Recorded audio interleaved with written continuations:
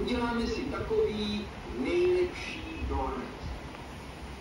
Pejsek a kočička si vzali zástěry a pustili se do vaření. Vzali mouku a mlíčko a vajíčko a míchali to všechno dohromady. Dort musí být sladký, řekla kočička a nasypala do toho cukr. A trochu slaný taky, řekl pejsek a dal tam sůl. A teď tam dáme máslo a zavaření, řekla kočička. Zavaření, já nerad, povídal pejsek. Dáme tam místo zavaření syreček. Ten já ty se rád. A tak tam dali několik syrečků.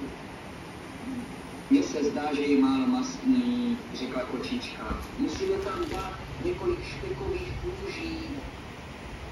A oříšky, abychom nezapomněli, řekl pejsek a nasypal tam pornout oříšku. Oříšky jsou dobré, schválila to kočička. Ale měla by tam jistě také přijít okurka.